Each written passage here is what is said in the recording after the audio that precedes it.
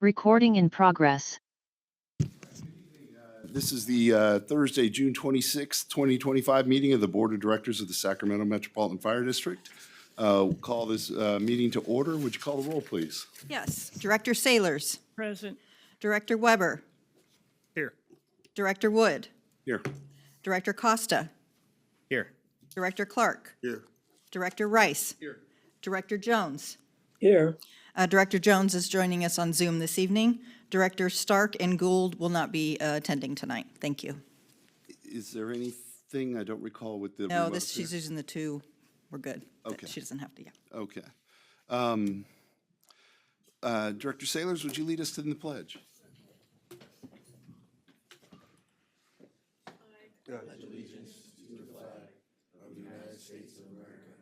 and to the republic for which it stands, one nation, under God, indivisible, with liberty and justice for all.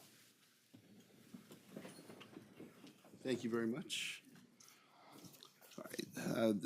This meeting is being recorded. The recording is going to be on the cablecast on Metro Cable Channel 14, the local government affairs channel on Comcast, and DirecTV Uverse cable systems. The recording will be closed captions and video streamed at metro14live.saccounty.gov. Today's meeting replays at 6 o'clock on Monday, June 30th, and again at 2 o'clock on Wednesday, July 2nd on Metro Cable Channel 14. Once posted, the recording of this meeting can be viewed on demand at youtube.com, Metrocast Cable 14. Right now is the public opportunity to discuss matters of interest in the district's jurisdiction, whether or not they are on the agenda. Do we have any speakers, Madam Clerk? I have no speaker cards. Is there anyone in the audience wishing to speak? And anyone on Zoom wishing to speak, please use the raise your hand feature. No response? No public comments. Thank you. All right. Next up on the agenda, we have our consent calendar. Do I have any questions on the consent items? No, sir. No. I'll entertain a motion in a second. I'll make the motion, please. Second. I've got a motion and a second. Would you call the roll, please? Yes. Director Sailors. Aye. Director Clark. Aye. Director Rice. Aye. Director Jones. Aye. Director Weber. Aye. Director Costa. Aye. President Wood. Aye. Thank you. Motion passes. Thank you. Moving on to presentation items, Measure O General Obligation Bond Issuance, CFO O'Toole, welcome, good evening. Good evening, Mr. President, directors, Fire Chief House, colleagues, members of the public. Waiting for the slide to come up. I'm going to give you a brief update on a couple Measure O developments, just to see how we're progressing along.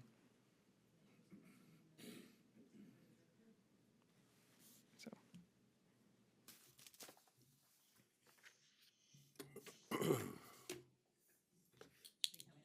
Sure. Briefly, this was the first $160 million tranche of the $415 million allocation approved by the voters last November. And this first slide here.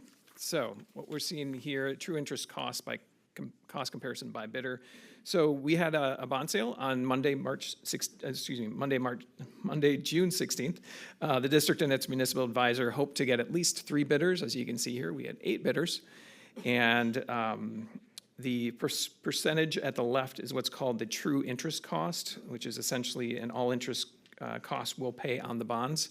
And you can see that number 1, B of A there, offered us the lowest bid.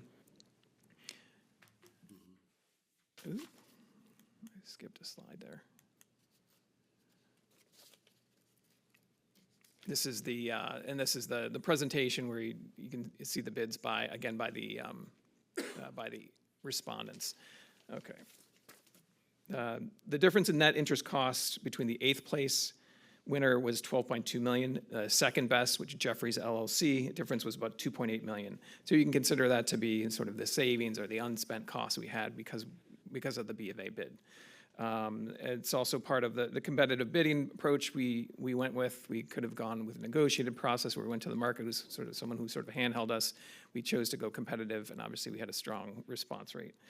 And really, we had exceptional marketing helped a lot, as well as just the certainty of our payoff source, property taxes. We were a new entity into this market, but people liked what they saw. They liked what they saw in the preliminary offering statement, which described the demographics of the district, the economy, and the management of it. And that AAA from Fitch and AA from S&P certainly helped too. So to drive the true interest cost down, and where we ended up with Bank of America. So that's kind of the bulk of what I just wanted to present. You can see the bond amount, there's 160, total interest 131 million. So the total debt service over the, maybe a 30-year life of the bond, is scheduled to be a 30-year life, is 291 million. Some key dates coming up, just next week, next Monday, we'll send the county the debt collection, the debt calculation for property tax assessments, how much to assess. And then on July 2nd, we will receive, the sale's complete, we receive the proceeds, we'll have that in our account. Let's see, next, Placer County on August 5th will need the debt calculation so they can ensure that they charge the correct amounts on their residents there. And then the first bond payment is due on February 1st. So that's really it, a quick update. Just for flavor, today we were sharing the wiring instructions to make sure the money came to the right place next week. So that's really where we are right now. So subject to your questions, that concludes my presentation. Outstanding. Thanks, Mr. O'Toole. Do we have any comments or questions? No, sir. No? Wonderful. Appreciate the update. Thank you. All right, moving on, we have 2 action items. We're going to take the first one, disclosure of material expenditure. And do we have Brad Svenningson?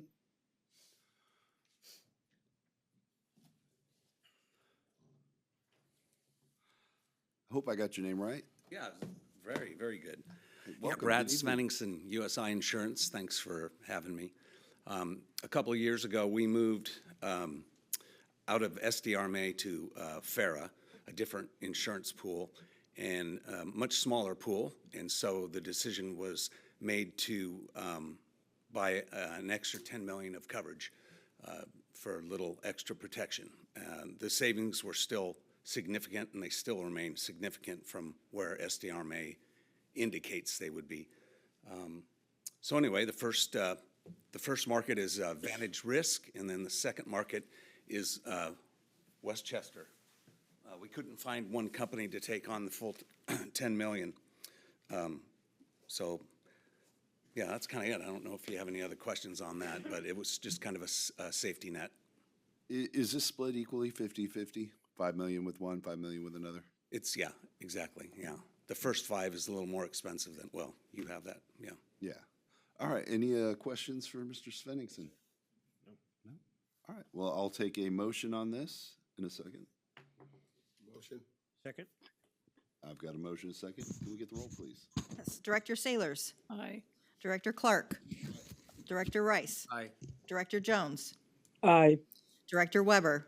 Aye. Director Costa. Aye. President Wood. Aye. Thank you. Motion passes. Thank you so much. It's good to see you again. Thanks for having me. Thank you. Our next action item is regarding LAFCO nominations for special district commissioners, and that is our board clerk, Ms. Rittberg. Yes, I was contacted by Sacramento LAFCO, letting me know that Director Jones' seat that she's currently occupying is going to expire December 31st, 2025. Director Jones wishes to continue serving in this role, and the next term would begin January 1st, 2026, and it would be a term of 4 years. So we would just need a motion and second if you would like to consider nominating Director Jones to the Special District Commissioner seat as a full voting member to serve a term of 4 years. Do we have any questions on this? If I can get a motion. Person. So moved. I got a motion and a second? I'll make the second. And a second. Can we get the roll, please? Yes. Director Sailors. Aye. Director Clark. Aye. Director Rice. Aye. Director Jones. Aye. Director Weber. Aye. Director Costa. Aye. President Wood. Aye. Thank you. Motion passes. Thank you so And much. if I may, Mr. President, Yes. I'd like to say thank you to board and staff for their full support, their full and ongoing support for Metro's participation in Sacramento County LAFCO. Thank you. Thank you. Keep doing the good work. Right. We'll move on now to reports. I don't have anything to report at this time. Fire Chief's report. Good evening, directors, colleagues, member of the public. Again, new hire and promotions is what I have for you tonight. New hire, please welcome me in joining Arthur Klutz. He's hired for the position of Fire Inspector 1 in the Community Risk Reduction Division, and that took effect June 23rd. And some promotions, I'm going to do 3 out of the 4 tonight because I understand one of them is going to be by operations. But Anthony Berkey for being promoted to Fire Inspector 1 effective June 23rd, and Jasmine Vu for being promoted to Plan Intake Specialist effective June 23rd. And the last one I have for tonight is Ray Moore for being promoted to Engineer effective June 13th. And that concludes my report for this evening, unless you have questions for me. Any questions for the chief? No. Thanks so much, Chief, and congratulations on to those promotees. Operations report, Deputy Mitchell. Good evening. Yes, good evening, President Wood, directors, Chief House, colleagues, members of the public. Adam Mitchell for the operations report. Before I turn it over to Chief Rudnicki for his shift commander spotlight to recognize our members, I'd like to follow up on the discussion from the last board meeting that you had about eliminating mandatories and minimizing and eliminating brownouts. So our operations staffing priorities have been and will continue to be number 1, eliminate the brownouts, number 2, get rid of mandatories, and then number 3, increase service delivery. And our goals, the timeline for that still remains spring of 2026 to hit all 3 of those things, which includes a fully staffed firefighter rank and MMP rank, and fully staffed pools in both ranks. We haven't had that in quite a few years, and I'm looking forward to getting to that level. However, based off the ability that we have here as an organization, we're not waiting until the spring of next year to make some changes to have some immediate impacts for our men and women on the street as well as our community at large. So operations, the week following the last board meeting, operations brought forward a plan to the executive staff that has been in development for a little bit to transition 2 of our FDMs into 2 MMP units. The current staffing levels support that direction. That's not putting any undue burden on any of our ranks. We had enough folks in the agency to staff both of those as well as maintain a pool in the MMP rank, but that also allowed us to immediately place 12 firefighters, now 11 because of promotions, into a pool. So that went into effect. I'm happy to report we sat down with labor that same week and collaborated, made some slight adjustments, and I'm happy to report that that went into effect this last Monday. And we're already starting to see those positive impacts of having a firefighter pool. Again, we'll continue to do that between now and next spring as we have those opportunities and staffing allows for it. But looking forward to getting to that goal of next spring of having full ranks, full pools all the way across the board to get to a better place. So our folks are at work when they want to be, they're off when they want to be, and the community gets the service they deserve. So we're committed to that. So with that, I will turn it over to Chief Rudnicki for his shift commander spotlight. Good evening, President Wood, directors, Chief House, colleagues, members of the public. Come on up. John Rudnicki, C Shift Commander. One of the highlights of my role is the opportunity to interact with the men and women that are running the calls day to day. Another great honor and highlight is the opportunity to celebrate the effort and the accomplishments and the promotion of our members. And tonight, with me is Battalion Chief Brian DePurtis to introduce newly promoted Captain Casey Carlisle, Station 108. And earlier this month, on June 8th, it was quite a sight for many of us who were there. You know, we all know Casey from either working directly with him or knowing of him and his reputation and how he carries himself, and the great attitude and effort that he brings every day. And the sight at 21, the day of his pinning, when we think of the amount of time we spend in a firehouse, and many of you can relate of how much of our life is there, and to see his other family, his immediate family, his wife and his children and his parents, and everybody there to celebrate him that day, that was really a special moment to see the work and effort he puts in to celebrate him, but also all of those people in the background that are supporting him through the process, but ultimately sacrificing and supporting Metro Fire as we serve the public. So with that, I want to give Chief DePurtis an opportunity to say a few words about Casey and then let him introduce himself. So thank you. Mr. President, Board, Chief, everybody. That's what everybody does. We introduce ourselves, I guess. All right. I'm Brian DePurtis, Battalion Chief on Battalion 7 C Shift. And I have the pleasure to introduce you to Captain Carlisle. What I want to say is I was able to talk to some of the people who Captain Carlisle worked with before his promotion, some of the people who he's worked with for years. And one of the things that stood out to me that people said about Captain Carlisle is how steady he is, how dedicated he is. He gives back to his community, he gives back to his church, he gives back to Metro Fire, and he will continue to do that, and it never seems to be too much for him, was what everybody said.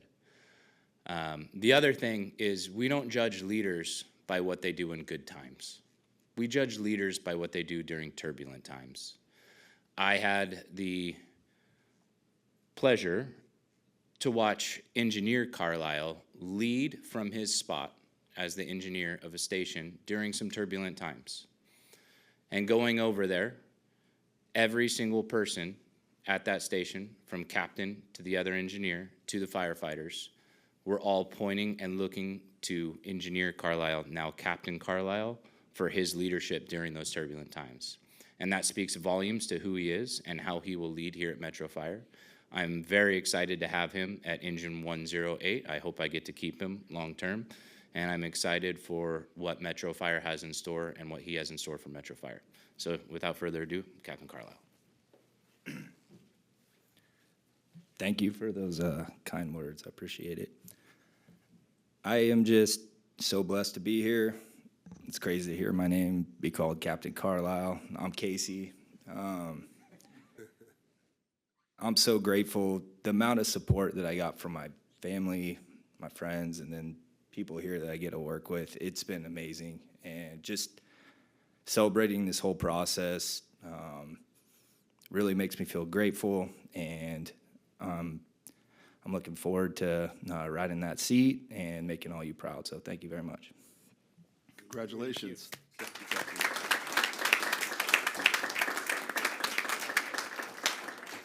Don't go away yet. I think Director Weber has a comment. I just want to say congratulations, Captain Carlisle. I've known you for a bit. I'd like to say I know you're going to be a great leader, but you already are that. You're going to be a great captain. You're a good person, well deserved. So congratulations to you. Thank you very much. Thank you. Any other comments, questions? Well, thanks again and congratulations. And that ends the operations report. Outstanding. Thank you so much, Chief Mitchell. Deputy Chief Fiorica, admin report. Good evening. Good evening, President Wood, directors, Chief House, colleagues and guests. Deputy Chief Joe Fiorica from the administration branch. I got a few things to talk about tonight, so I'm going to start off with some highlights from community relations. Last week, Metro Fire hosted an amazing fire camp that left 80 kids bursting with confidence and a newfound appreciation for teamwork. These young members of our community experienced the rewarding life of a Metro firefighter.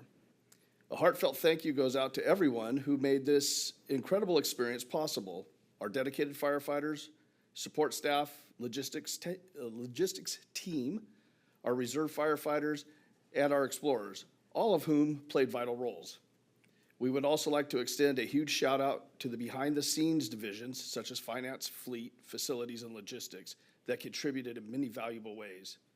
Together, we created a week filled with life skills and memories that the kids will cherish for years to come. Having been out there myself on Friday, it's always a great experience to be involved in and to see the excitement in all those young members of our community that are participating in that program. So it's great. And one of our founding members of Fire Camp was present out there during that event, retired Chief Chase from American River and ultimately Metro Fire. He was, him and former Chief Haverty were the founders of the program. So it was good to see him. He served lunch to the guests there, so. And Brenda. Yes. Always Brenda. Let's see, also this week, media coverage was provided for the 2 prescribed burns that were held within the district. To ensure the public was informed, Community Relations collaborated with several regional agencies, including Sacramento Regional Parks, the City of Rancho Cordova, the Board of Supervisors, the City of Citrus Heights, and OES. And those were great training opportunities.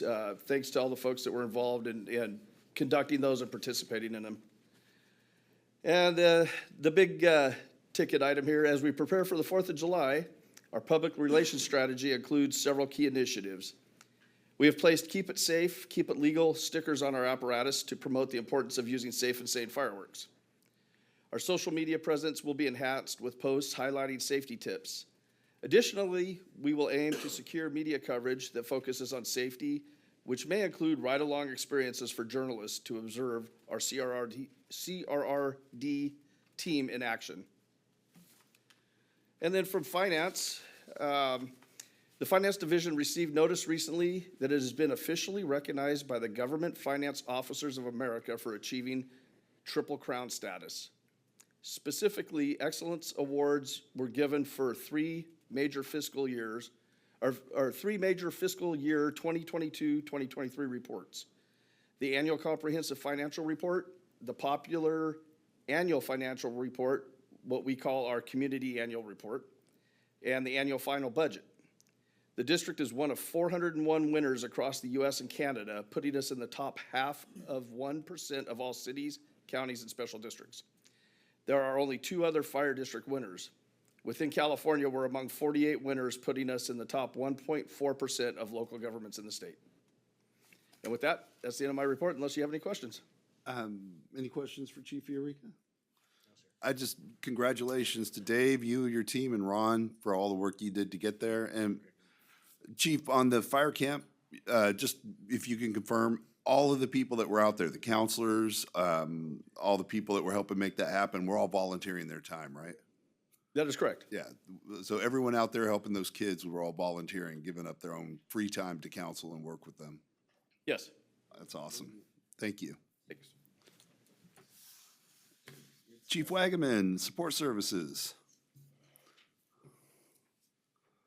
Good evening. Good evening, President Wood, directors, Fire Chief House, colleagues, staff, the public. Tyler Wagaman, Deputy Chief of Support Services, with your support report, starting off with some division updates. Logistics Division. A promotional opportunity is currently underway for the position of warehouse manager. We hope to get this position filled with an internal candidate within the next month.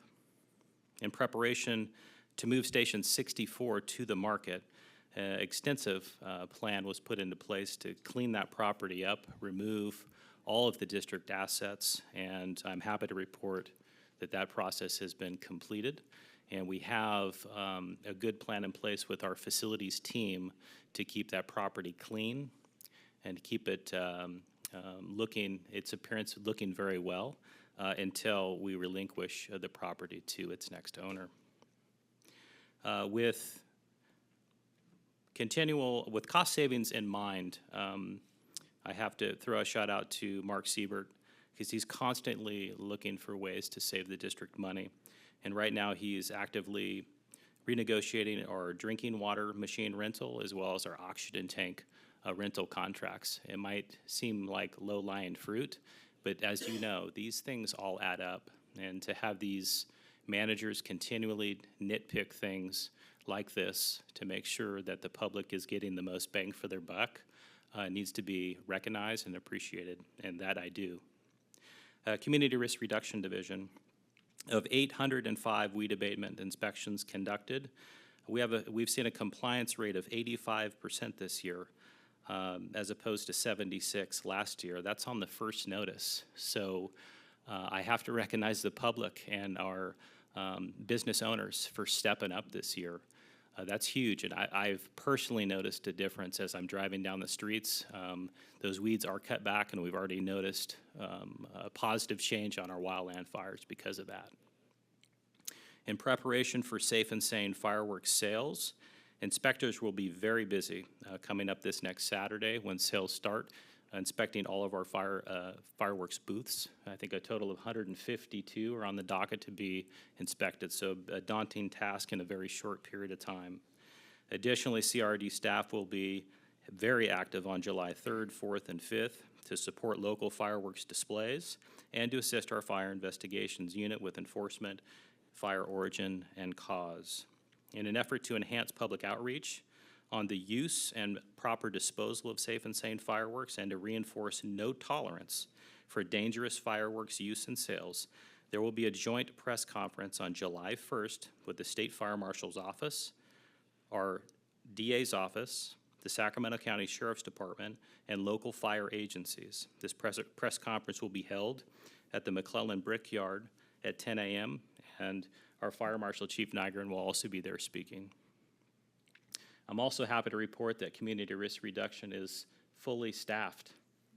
And I can't say, at least in my position as an assistant or deputy chief, that has ever occurred. So huge congratulations to Metro Fire as a whole, and specifically Chief Nygren and her team for accomplishing that in a very short period of time since she's been in her role. Next is facilities. The station reflooring projects at Station 53, 31, and 108 have recently been completed. Where's our 108 folks? Did they take off? Station look good? Excellent. To help support our PPE laundering program, facilities just completed installing 2 additional washer extractors and a new ultrasonic cleaner at our logistics building. Facilities Manager Ekis is finalizing an extensive plan to complete several roof repairs and HVAC upgrades throughout the district starting July 1, our new fiscal year, with Station 50 Apparatus Bay roof first up on the list. I'm also happy to report that all district-owned properties which required weed abatement have been successfully mitigated. Now on to Fleet. Within the next few weeks, Fleet will be sending 1 representative down to LA to inspect 2 brand-new ambulances that we purchased. These are both remounts, as well as a team of 6 will be heading to Wisconsin, to Pierce, to do a final inspection on 5 brand-new Type 1 pumpers. Lastly, Fleet has open recruitment for the position of shop assistant, with approximately 30 applications received so far, and the final filing date for that is Tuesday, July 15th at 4 p.m. That concludes my report, unless you have any questions for me. Any questions for Chief? Thank you. Thank you so much. Appreciate the time, Chief.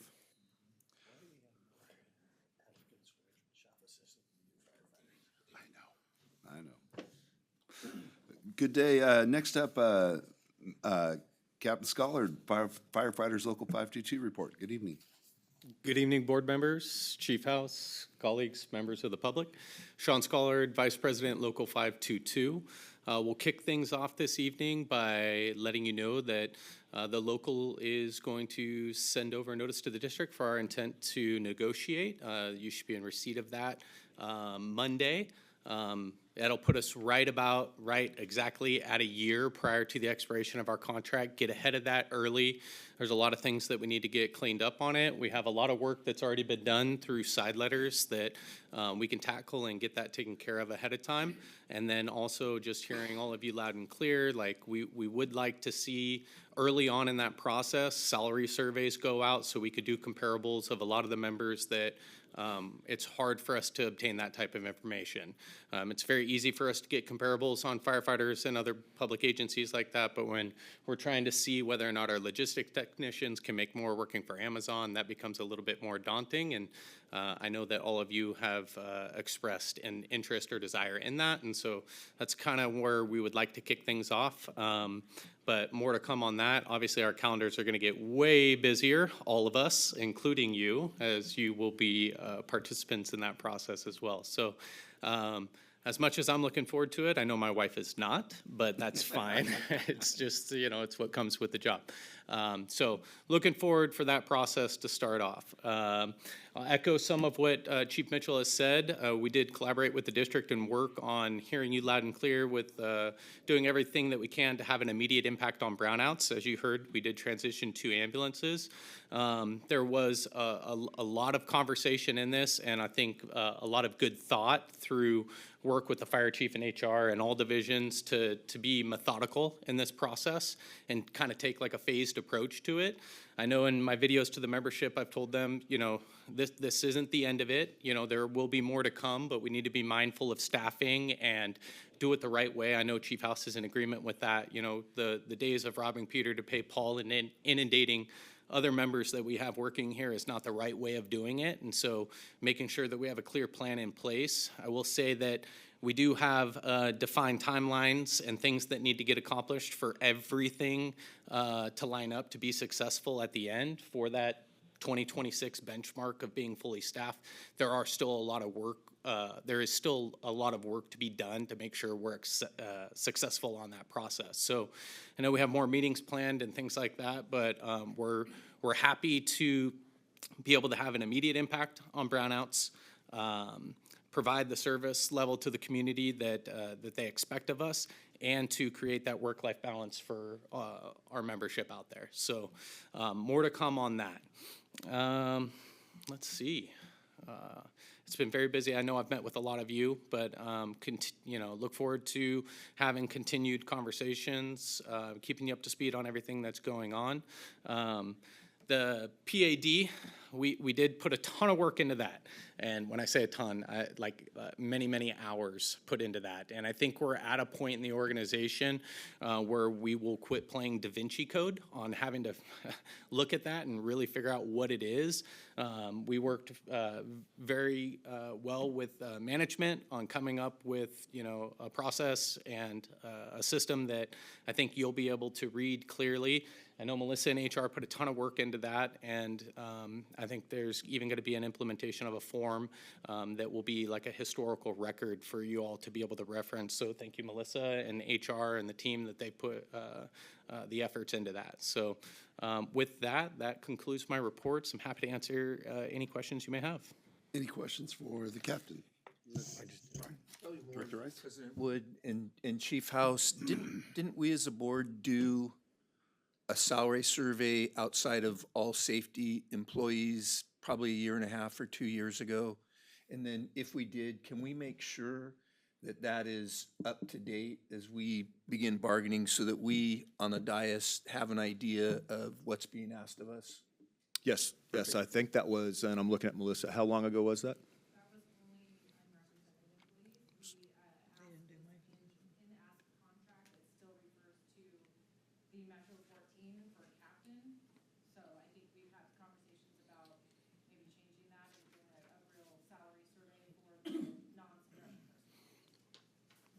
Yeah, and we've heard back and forth sometimes that, that's a process that we have to do in negotiations, and knowing that that's kind of a lengthy process, that's why we want to get ahead of it, get a year out in this process so that we can accomplish that, get that done and out of the way. I would, for the board and for myself, just any position that we're required to consider for whether they're represented or unrepresented, because it's gonna come to us. And we're going to be the ones making the decision. Can we make sure that there is an up-to-date salary survey for all positions? I'm not too worried about the 522 safety positions because I do understand those are easier to get, but we still are going to have to contemplate and work with and work through the non-represented. So all positions, if we could get a salary survey. Absolutely. I think that's to Vice President Scollard's point. I think that's why we're starting so early. And as we all know, competitive marketplace and employment opportunities, I think we owe that to everybody in the organization. So yes, I believe we're working on that for starting now. Yeah. Good point. And I do have one comment, if you guys are done. I just want to acknowledge to Vice President Scollard and 522 the work that Sean just mentioned. That we put in was extremely successful, looking out for the best interest of the agency at all times, best interests of our members and the public that we serve. And I thank you for that collaboration. I know we've had differences in the last year, sometimes collaborating, sometimes arguing, but that last 2 weeks and these two big items were heard loud and clear from the entire organization. So I want to recognize that officially here and thank you for that collaboration. Those were successful meetings all the way around. So. Director Costa. Yeah, quick comment. And thank you, Director Rice, for highlighting that, because I think it's important that as we enter negotiations, we don't forget about everyone. So I appreciate you also highlighting that it is something that we've looked at and we need to continue to look at. And I know this board continues to highlight ensuring everybody in this organization is well compensated. So I'd just like to ask Chief, can we get a timeline to that? Like, when can we expect something for this board to look at? Hard to put a timeline on it now. Maybe it's just a request to go back and. I'll have to, I hear you loud and clear. I'll get that timeline to you as soon as I can have a meeting and we discuss that, figure out from the vendor standpoint what that looks like and get a date or approximate date of what that looks like, so. That'd be great. Thank you. Any other comments or Yeah, questions? Director Clark? Yeah, I'm delighted to see that we have like an open communication going on, and we're working on items, cleaning up some small issues and a contract coming up. That's a good thing. Thank you for doing that. Absolutely. Yeah, we're trying to get as much done as we can because as all of you are aware, once we get into negotiations, it does slow some progress once we file for that intent to negotiate. But we're trying to get as much through the finish line as we can before that deadline. So, and I will add one more thing. Congratulations to all the promotions and my good friend Carlisle over there. Casey is a stud. He's going to be a great captain. So look forward to it. And I know I've reached out and I mean everything that I said. So appreciate you. Thank you so much, Thank Captain. you. Moving on to committee and delegate reports. The executive committee does not have a report at this time. Com Center JPA, Deputy Chief Eureka. Good evening again. The Communication Center JPA Board last met this week on the 24th. During that meeting, the board approved the fiscal year 25-26 final budget for the Comm Center. Also during that meeting, the board was notified that Assistant Chief Robert Nags would be replacing Assistant Chief Scott Williams on the board as the representative for the Sacramento Fire Department. Chief Williams is retiring after 30 years of service to the Sacramento Fire Department and his commitment to the Comm Center board. Chief Williams was thanked for his many years of service. Our next meeting is scheduled for July 8th. End of report unless there's any questions. Any questions for the chief?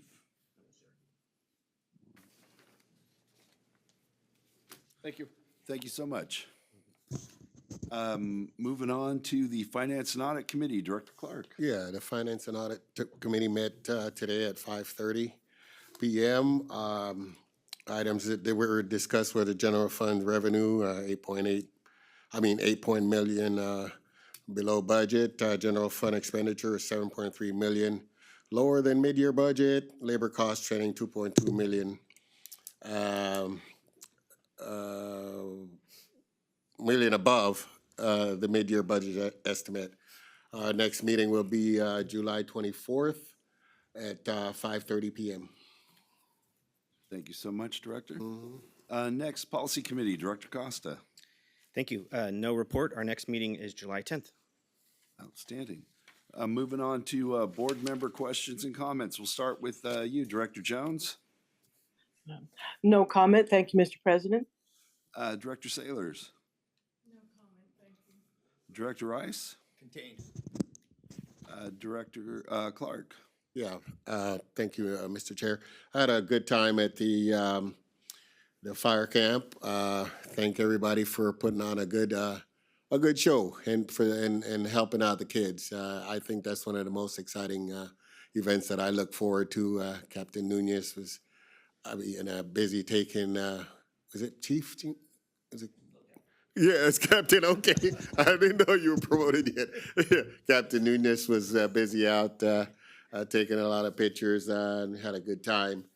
And I wish everyone a happy 4th of July and stay safe and sane. That's all I have. Thank you so much, Director Clark. Director Weber. Yes, I'd just like to make a comment that either proclamation, some sort of recognition for Brenda Briggs for the many, many, many, many years of her running this program. And thank April West for taking on a new challenge. But I think it's very, very important that we recognize Brenda in the highest way for the thousands and thousands of individuals she's changed lives on. So I just want to make record of that. Thank you. And some of those individuals are current members. Yeah. So, Director Costa. No comments. All right, and just following up on that, that was one of the comments I was making when Chief Fiorica was talking earlier. In addition to the two chiefs that were there that, or actually one chief that was there, Chief Haverty, that started this. Brenda was with that program from the beginning, and she continues to be. And I think this year was the first year that it was fully in April's hands, and April and her team did an absolutely outstanding job. But a lot of that goes, Brenda deserves credit for all the work she's done, but also for seeing in April and her team what they can do and making sure they have the tools and the support to get out there and get those kids to have such a wonderful time. It was a great event, and I thank everyone that participated in it. And with that, we'll go to closed session.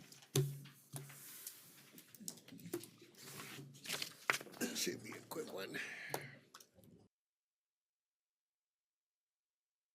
Recording in progress.